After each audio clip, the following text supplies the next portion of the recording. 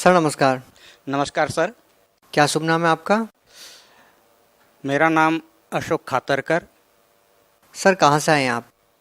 मैं ग्राम शशुंद्रा, तहसील आमला, जिला बैतूल, मध्य प्रदेश का निवासी। संत रामपाल जी महाराज से नाम दीक्षा लेने से पहले आप क्या भक्ति साधना करते थे? सर मैं गुरुदेव जी से जुड़ने से पहले गायत्री परिवार में था और भी अनेक प्रकार की जैसे ओम शांति में 7 दिवसीय कोर्स किया। उसके पश्चात मैं हजूर महाराज जी से भी जुड़ा, क्योंकि आत्मा को तड़प थी कि मुझे मालिक के जो सृष्टि की रचना है उसके बारे में ज्ञान हो। इसलिए मैं सभी दूर गया, लेकिन मुझे कोई फ़ायदा नहीं हुआ था। सर जैसा कि आपने बताया कि आपने बहुत सारी साधनाएं की, आप सभी जगह गए, लेकिन जिस चीज़ की आपको तलाश थी वो आपको मिल नहीं रही थी। तो सर आपकी जो तलाश थी भगवान प्राप्ति की, वो कैसे समाप्त हुई सर? सर बहुत अच्छा प्रश्न है आपका। मुझे इस तड़प के लिए परमात्मा ने ऐसी रजा बख्शी। संत रामपाल जी महाराज का साधना चैनल पर जो कार्यक्रम आता था उसको मैं वैसे तो मुझे सभी संतों के कार्यक्रम देखने का लगाव था, लेकिन जब यह साधना चैनल पर मैंने संत रामपाल जी महाराज के सत्संग सुने तो ऐसा लगा कि उन्होंने सप्रमाणित चारों वेदों को, 18 पुराण को, कुरान को, बाइबिल को, गुरु ग्रंथ साहब को, यहाँ तक क्या गिनाऊँ कि सभी धर्मों के सभी प्रकार के आध्यात्मिक पुस्तकों को खोल के बताया और मुझे आत्मिक शांति आई। सर जैसा कि आपने बताया कि पहले आप सभी साधनाएं करते थे लेकिन आपको भगवान की प्राप्ति नहीं हुई। संत रामपाल जी महाराज के शरण में जाने के बाद आपको आत्मिक शांति मिली। तो सर हम आपसे ये पूछना चाहते हैं कि और क्या लाभ मिले आपको संत रामपाल जी महाराज के शरण में जाने के बाद?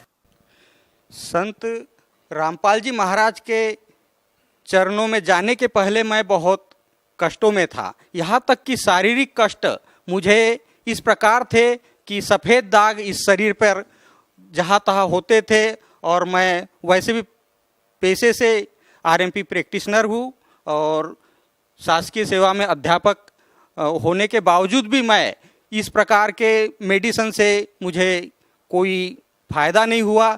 बल्कि रामपाल जी महाराज के चरणों में मैं 13 तारीख को 2013 को जून में पहुंचा था, जिसके कारण मुझे इस प्रकार के शारीरिक कष्ट बिल्कुल ख़त्म हो गए और आज मैं जो आपके सामने उपस्थित हूँ पूर्णतः स्वस्थ हूँ।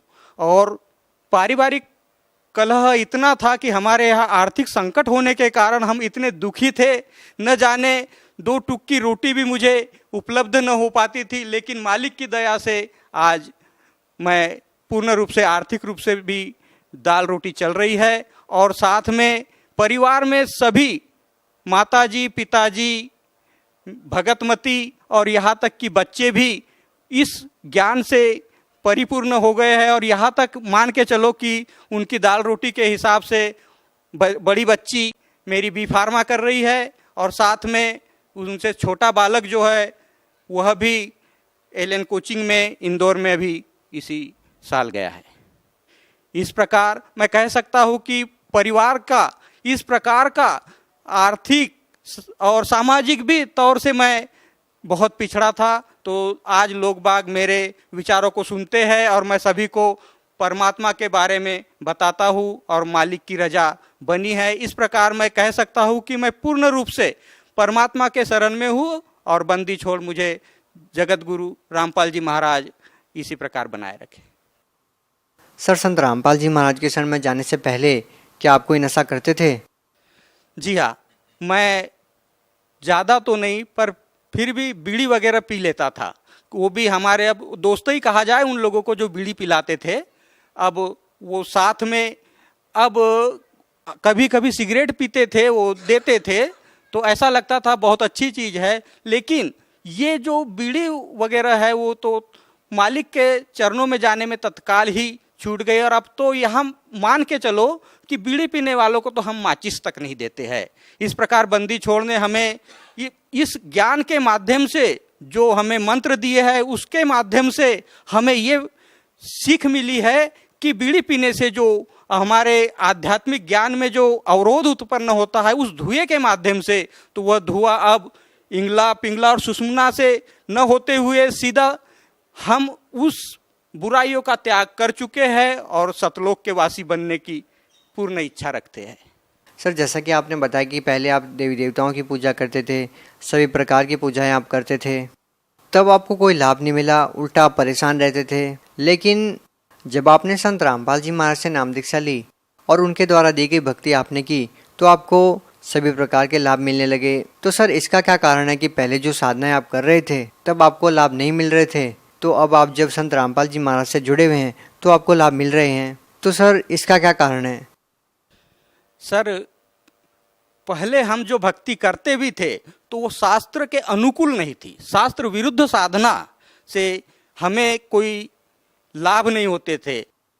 सर जैसे कि पहले आप सभी प्रकार की भक्ति करते थे तब आपको लाभ नहीं मिला और संत रामपाल जी महाराज के शरण में जाने के बाद आपको लाभ मिला, तो सर जो लोग आज भी देवी देवताओं की पूजा करते हैं, मंदिरों में भी जाते हैं, सभी प्रकार की पूजा वो करते हैं, फिर भी उनको कोई लाभ नहीं हो रहा, वो ऐसे ही कष्टों से घिरे हुए हैं, तो सर क्या वो लोग जब संत रामपाल जी महाराज से नाम दीक्षा लेंगे तो क्या उनको भी आपकी तरह लाभ होंगे? जी हाँ, जिस प्रकार हम भक्तों को मालिक रजा बख्श रहे हैं उसी प्रकार नए नामदानी भक्त भी अगर अपनी किसी भी कष्ट से पीड़ित हो वो आकर के अगर परमात्मा का नाम लेंगे तो उन्हें भी अवश्य लाभ होगा। सर आप भगत समाज को क्या संदेश देना चाहते हैं? मैं भगत समाज को, सभी लोगों को, विशेषकर हमारे क्षेत्र में जो बुद्धम शरणं गच्छामि वाले, बुद्ध धर्म को मानने वाले हैं, उनको मैं निवेदन करूंगा, कर जोड़ के विनती करूंगा कि आप लोग ज्ञान को समझो। जिस प्रकार मोक्ष प्राप्ति चाहते हो तो ये इसी परमात्मा के शरण में अर्थात हमारे रामपाल जी महाराज के चरणों में आकर ही आपका कल्याण होगा। और सभी मानव धर्मी प्राणियों को मैं करबद्ध निवेदन करता हूँ कि वे आए, सत्संग सुने और सत्संग सुनने के पश्चात जो भी जिस भी दुख से पीड़ित हो, अगर आप आओगे तो आपका दुख निवारण जरूर होगा। सर जो लोग संत रामपाल जी महाराज से जुड़ना चाहते हैं वो उनसे नाम दीक्षा कैसे ले सकते हैं? संत रामपाल जी महाराज से जुड़ने के लिए और नाम दीक्षा प्राप्त करने के लिए अब मालिक तो बरवाला में उपस्थित नहीं है, वो तो इसलिए हम भक्तों के माध्यम से गुरुजी के आदेशानुसार आप जो सत्संग देखते हैं तो साधना चैनल पर, ईश्वर टीवी पर और वृंदा टीवी पर नीचे जो पट्टियाँ चलती है उन पट्टियों में जो नंबर दिए हैं और साथ में कांटेक्ट करके वहाँ पर नामदान केंद्र अपने नज़दीकी जा कर के अपना नामदान ले सकते हैं। सर बहुत बहुत धन्यवाद आपका। धन्यवाद सर।